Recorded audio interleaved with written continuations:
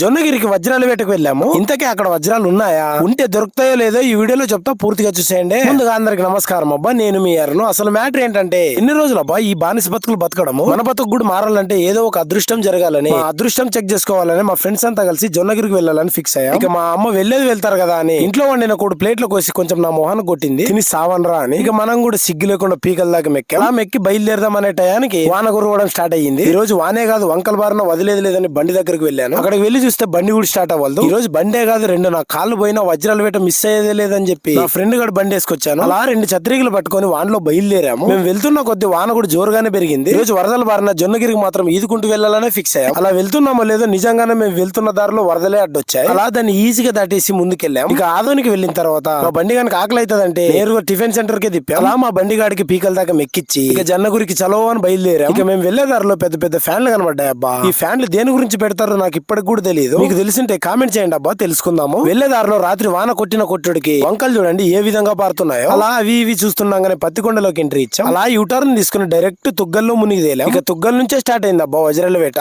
ఇక్కడ చూడండి, ఎవరికైనా డబ్బులు లేక నాలాంటి బేకర్ నాయన్లు వస్తారు అబ్బా వజ్రాలు వెతకడానికి. వీళ్ళు చూడండి ఏకంగా కారులోనే వచ్చారు వజ్రాలు వెతకడానికి. అలా నేను నా ఫ్రెండ్స్ ఓ చోట బండి ఆపి నేను కూడా వెతకడానికి బయలుదేరాను. జనాలు చూడండి ఒక్కొక్క పొలంలో 10-20 మంది దాకా ఉంటారు. ఇక నేను మా ఫ్రెండ్స్ కూడా యుద్ధం మొదలు పెట్టాము. అలా కింద చూసి వెతుకుతుంటే నా కళ్ళకు రాళ్ళ తప్ప ఒక్కటి కూడా కనబడట్లేదు. అలా వెతకంగా కొద్దిసేపటికి ఇది దొరికింది. సేమ్ వజ్రం లాగే మెరిసిందబ్బా నా కళ్ళకైతే. ఇదేంటన్నా అని వేరే వాళ్ళని అడిగాను. ఆయన చేతిలో వేసి అన్న ఇదేంటో చూడన్నా అని అడిగాను. ఆయన ఇది వజ్రం కాదు బాబు గాజు ముక్క అని చెప్పాడు.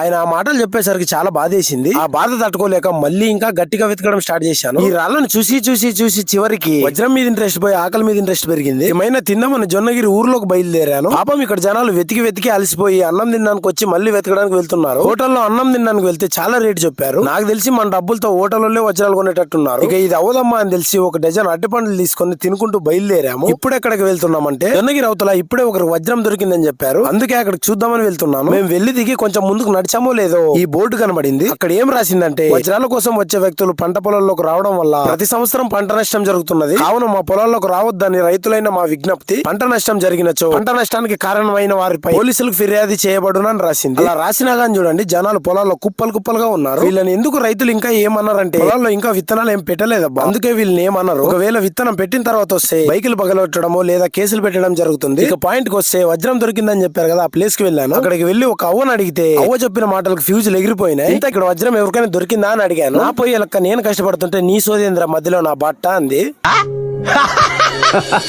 అవ్వ పొయ్యలిగే వరకు అక్కడే కూర్చొని అవ్వ దగ్గర చాలా మాట్లాడాము. ఇక్కడ కనిపిస్తున్న ఈ అవ్వ వజ్రాలు వెతకడానికి వచ్చి 4 రోజులు అయిందంట. ఇంత కష్టం పడే బదులు హోటల్లో తెచ్చుకొని తినొచ్చు కదా అవ్వ అని అడిగాను. సర్లే బాబు తింటాను కానీ డబ్బులు నువ్వు కడతావా అని అడిగింది. మానవత్వం ఉందా, బుద్ధి ఉందా, బుర్ర ఉందా?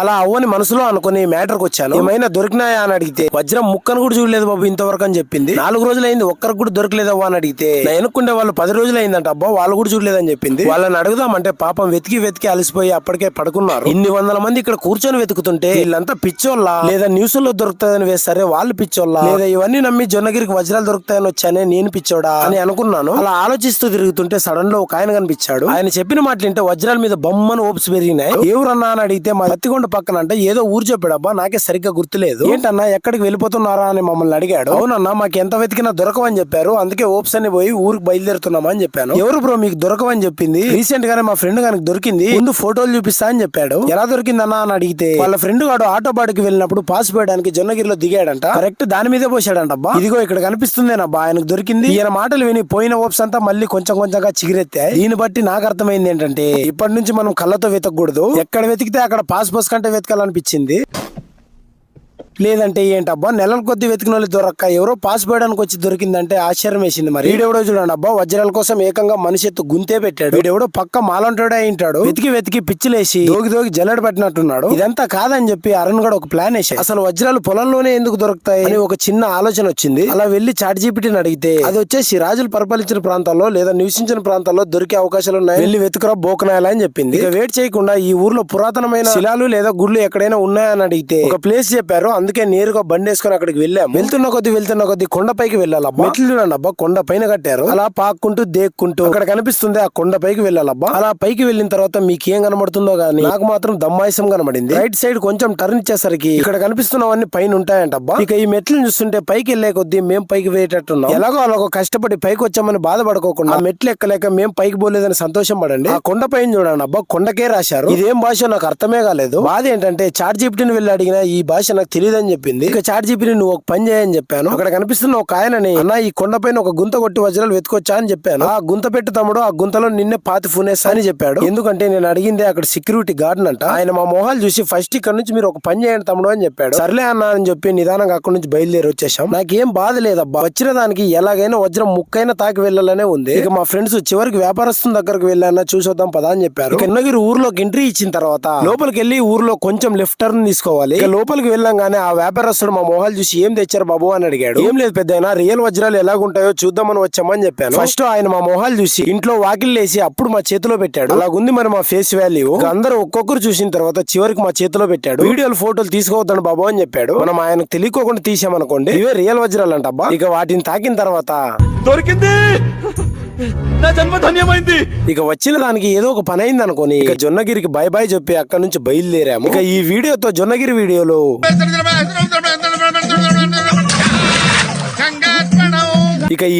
ఉంటానబ్బా. ఇక మళ్ళీ నా దరిద్రమైన జీవితంలో జరిగే సన్నివేశాలు మీకు చూపిస్తూ ఉంటాను. ఇక అంతవరకు ఫాలో చేసుకుని వెళ్ళండి అబ్బో. ఉంటా, బై బాయ్.